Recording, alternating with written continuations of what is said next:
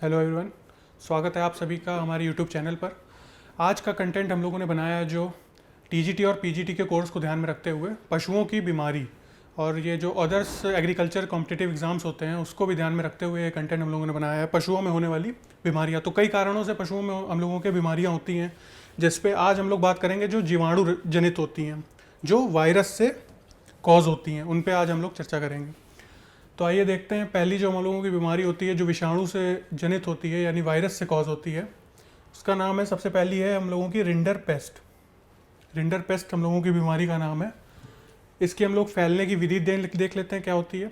सीधा संपर्क, जानवरों का एक दूसरे से संपर्क होता है तो वायरस की बीमारी है, तो हम लोगों की एक से दूसरे जानवर में फैल जाती है। रोगग्रस्त पशु का मलमूत्र जैसे संपर्क में आ रही है, वो दूसरे एक जानवर दूसरे जानवर के मलमूत्र से संपर्क कर रहा है। लार, भोजन, पानी के संपर्क से परजीवी तथा मक्खी द्वारा भी ये रोग फैल जाता है। तो इसका हम लोग और देख लेते हैं, इसके क्या क्या हम लोगों के लक्षण हम लोगों को क्या क्या देखने को मिलते हैं। लक्षण प्रकट होने का समय यानी इंक्यूबेशन पीरियड, जो इंक्यूबेशन पीरियड होता है जब हम लोगों का वायरस हम लोगों के जानवर में लगा, उस दिन से लेकर जो प्रकट हुआ, दिखने में आ गया कि जानवर को अब ये दिखने लगा है कि ये इसमें ये बीमारी हुई है, उस पीरियड को हम लोग कहते हैं इंक्यूबेशन पीरियड या लक्षण दिखने का समय।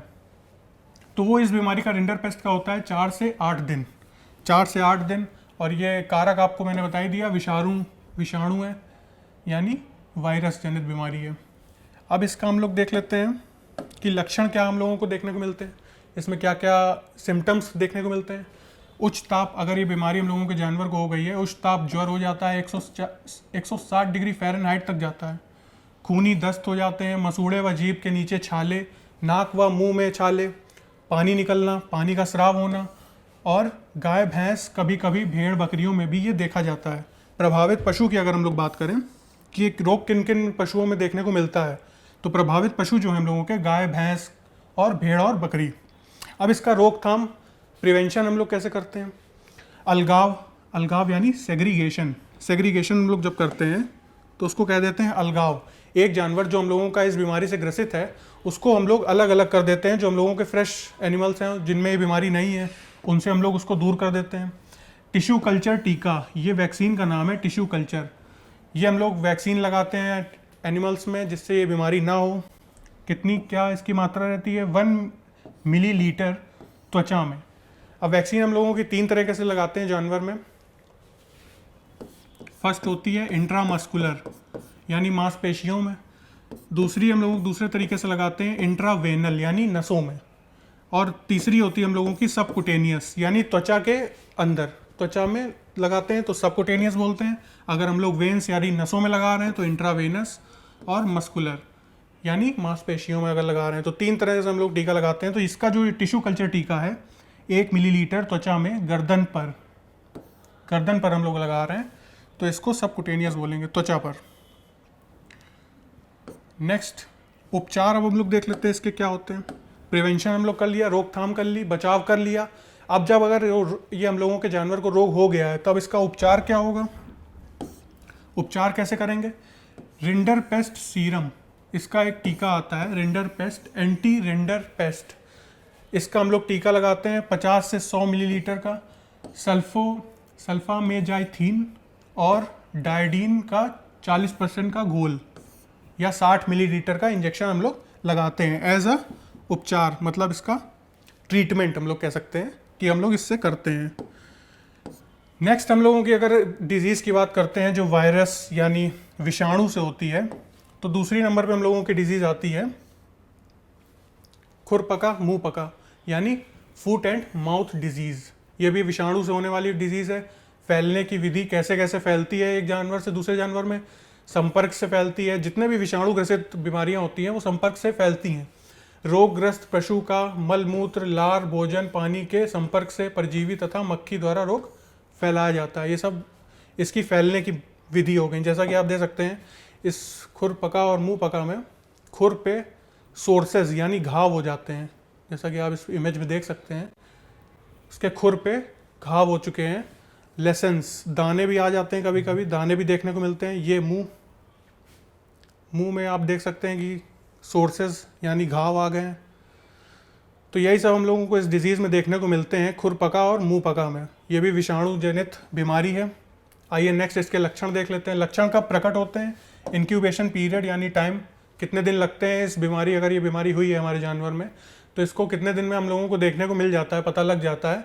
तो 3 से 5 दिन इंक्यूबेशन टाइम। कभी कभी पूछ लेता है इंक्यूबेशन टाइम इस डिजीज़ का क्या है, तो 3 से 5 दिन है। अब इसका कॉजल ऑर्गेनिज्म यानी वायरस, कारक, कौन कॉज कर रहा है, वायरस। इसके कई वायरस होते हैं, AOC तथा एशिया 1, SAT2, SAT3। अब इसमें क्या क्या लक्षण हम लोगों को देखने को मिलते हैं, सिम्टम्स हम लोगों को क्या क्या देखने को मिलते हैं अगर ये डिजीज़ हुई है हम लोगों के जानवर को। मुंह से लार आना, मुंह से, खुर से, थन से तथा ऐन पर छाले हो जाना, पशु को गड्ढा बन जाना पशु के शरीर में, और बुखार तो होता ही होता है इस बीमारी में। तो इससे प्रभावित जो पशु भी होते हैं वो सारे होते हैं, सारे जो डोमेस्टिक एनिमल्स हैं उनमें ये डिजीज़ होती है। नेक्स्ट डिजीज़ पे हम लोग आते हैं। इसका हम लोग प्रिवेंशन देख लेते हैं।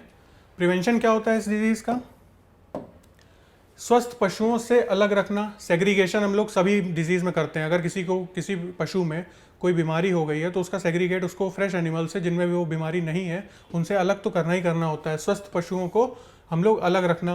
मुलायम चारा देना, अगर उनके मुंह में घाव है, वो नहीं अच्छे से चबा पाएंगे तो उनको मुलायम चारा देंगे। चावल का मांड, गुड़ देना। पॉलीवेलेंट टिश्यू कल्चर, ये वैक्सीन का नाम आ गया जो हम लोग प्रिवेंशन में यूज़ करते हैं। वैक्सीन, पॉलीवेलेंट टिश्यू कल्चर, ये नाम आपसे पूछ लेते हैं कभी कभी वैक्सीन का। बच्चों में 20 मिलीलीटर देते हैं तथा बड़ों में 40 मिलीलीटर, अथवा बाइफ टीका भी हम लोग यूज़ करते हैं इस डिजीज़ में। नेक्स्ट हम लोग देख लेते हैं इसके उपचार इसके क्या क्या हैं। 2% फिटकरी घोल, 2% फिटकरी का घोल, मुंह और खुर को धोना, उनकी गंदगी हटाकर उनको इस प्रतिशत घोल से धोना। फिनाइल या लाइलाज घोल से धोना।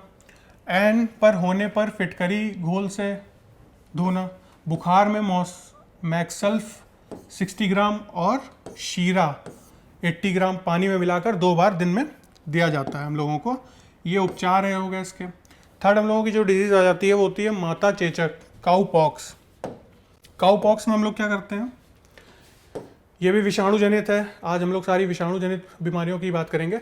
इसकी फैलने की जो विधि होती है, रोगी पशुओं के संपर्क से, छूत, दूषित भोजन, जल द्वारा, ग्वाले द्वारा, रोगी पशु से, या स्वस्थ पशु के संपर्क में आई वस्तुओं द्वारा। स्वस्थ पशु के अगर हम लोग दूध निकाल रहे हैं और हम लोग रोगी पशु का भी दूध निकाल रहे हैं, अगर उसको मिला दे रहे हैं तो वो आपस में एक दूसरे से ऐसे भी बीमारी फैल जाती है हम लोगों की।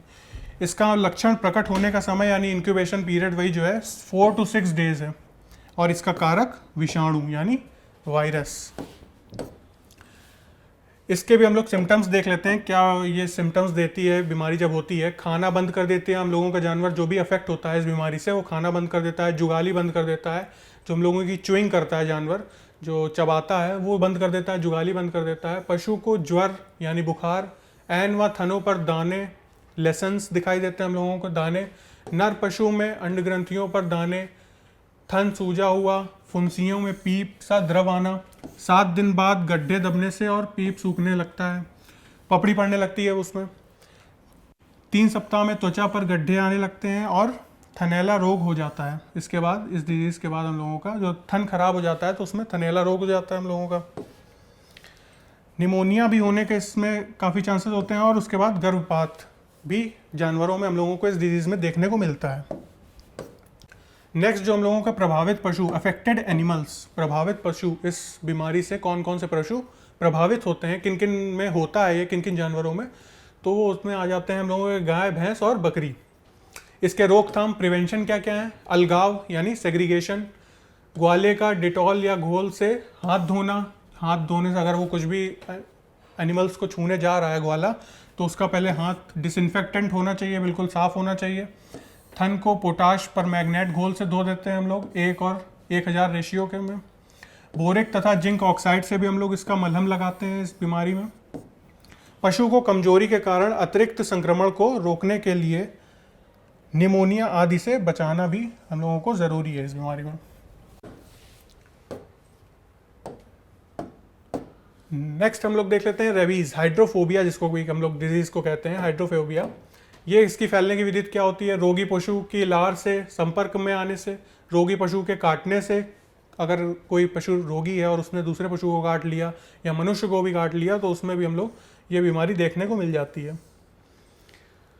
विषाणु त्वचा, मांसपेशियां तथा तंत्रिका में जाने से, तंत्रिका में जाने से भी ये बीमारी हम लोगों को देखने को मिल जाती है। लक्षण प्रकट होने का समय, इसका इंक्यूबेशन टाइम जो होता है वो 40 to 90 डेज। ये हम लोगों की ज़्यादा एक्यूट डिजीज़ नहीं है, कम है। इसके बाद धीरे धीरे हम लोगों को सिम्टम्स देखने को मिलते हैं। 14 to 19 डेज, 90 दिन तक हम लोगों को कभी कभी इसमें देखने को नहीं मिलता है कि हमारे एनिमल्स को ये बीमारी हुई है। और क्या हो इसमें हम लोगों को लक्षण देखने को मिलते हैं? शक्तिहीनता, उसमें बहुत ही कम बल रह जाता है हम लोगों को पशु में अगर ये बीमारी हो गई है।